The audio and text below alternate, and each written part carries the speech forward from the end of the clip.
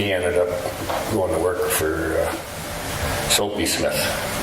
And let's talk a little bit about Soapy Smith, because he's a pretty famous guy. Yeah, he was a pretty well-known guy in the area.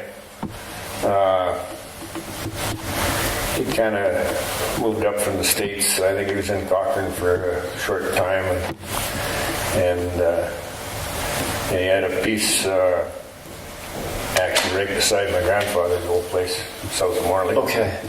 For a little while, and then he ended up, I don't even know how he ended up at the Rafter 6. Right. But he was kind of the first guy to get a little piece of land there. He originally built a little cabin down on the river. Then he got flooded out a time or two. Right. I think that would. So they moved that little cabin up top, which is still at the Rafter 6. It still is. Yeah, that's okay. the oldest building.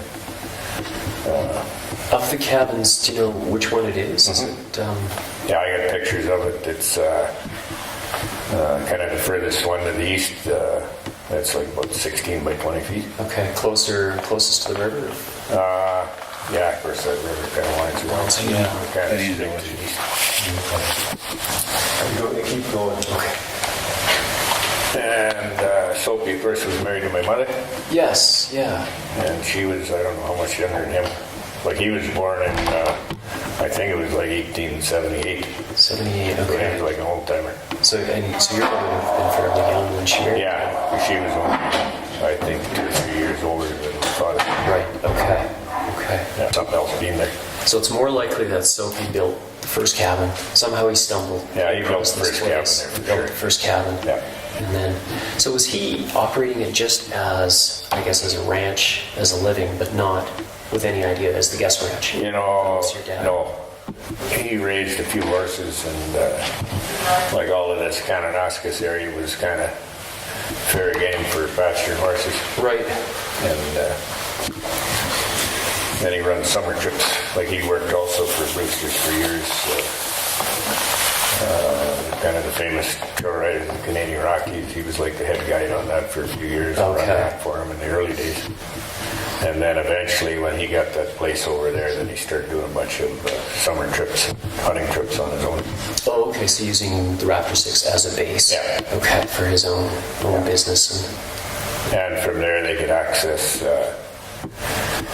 back then nobody thought anything of riding a leg from the Rafter 6. Go to, you could hunt the slopes by radio. Right. Or do a long trip up the Jasper Parkway. So, and he would guide people all the way Yeah. there for hunting trips. Yeah, hunting in the summer, sightseeing trips. Right. Like, there's pictures taking the backstring up over the Columbia ice fields. Oh, Go into okay. British Columbia, go down the other side, and then make a route back around. All from Raptor 6. Yeah. That's amazing. And the same here, you could go up to Kananaskis, Right. into the Spray, Assiniboine, Okay. get into the Windermere Valley. And so your dad went to work for Soapy. Yeah.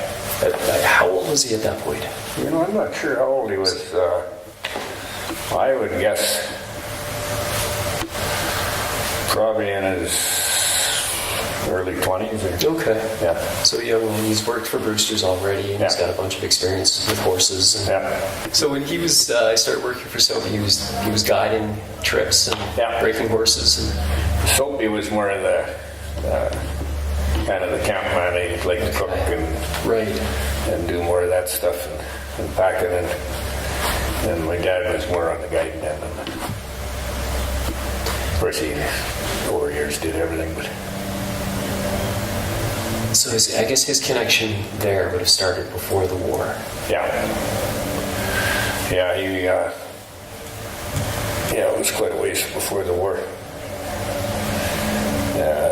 And then I think I'd have to check the dates, but I think it was just after the war that Soapy died. Right. 1946. Yeah, it could have been. And then it was when my dad got back from the war that he ended up marrying my mother. Your mother, okay. And when did he buy Raptor 6 from Soapy Smith? Well, Soapy was married to my mother. Soapy died, And that so was... he just got it. Right, okay. Oh, so yeah, that makes sense. I was Yeah. just kind of... Part of the deal. Okay. That's a great arrangement.